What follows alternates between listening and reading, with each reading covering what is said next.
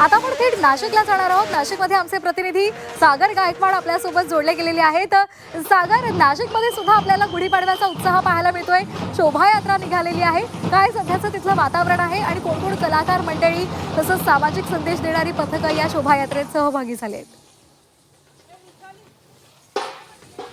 नक्कीच तुम्ही जर इथे बघितलं माझ्या पाठीमागे लहानग्यापासून तो मोठ्यापर्यंत या सगळ्या वयातली जी लोक आहेत हे यामध्येच खरं तर सहभागी होताना पाहायला मिळते।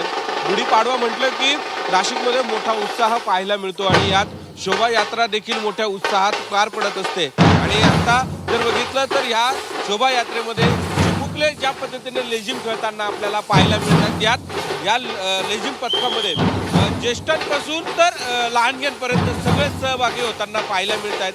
हे ढोल ताशाच्या ठेक्यावरती हे जे मुलं आहेत हे सगळेजण लेझिमच्या ताल घेताना आपल्याला पाहायला मिळत आहेत। अनेक सामाजिक संदेश या शोभायात्रेतून देण्याचा पराक्रम जो आहे तो इकडून केला जातो। आणि ह्या आता दृश्यांमध्ये जर बघितलं तर सध्या आता नाशिकच्या काळाराम मंदिर परिसरातून ही शोभायात्रा आता नाशिकमधील विविध ठिकाणी ही निघालेली आहे। शहरातील नाशिक असेल, नाशिक रोड असेल, सातपूर असेल, इंदिरानगर असेल, अशा अनेक ठिकाणी अशाच पद्धतीची शोभायात्रा निघत असते। ढोल तासाचा गजर करत श्रीरामाचा जयघोष करत ही सगळी जी गुढीपाडव्याची जी शोभायात्रा आहे ती जाताना पाहायला मिळते। या दृश्यांमध्ये जर बघितलं तर अनेक महिलांचा मोठा सहभाग या शोभायात्रेमध्ये होताना पाहायला मिळतोय।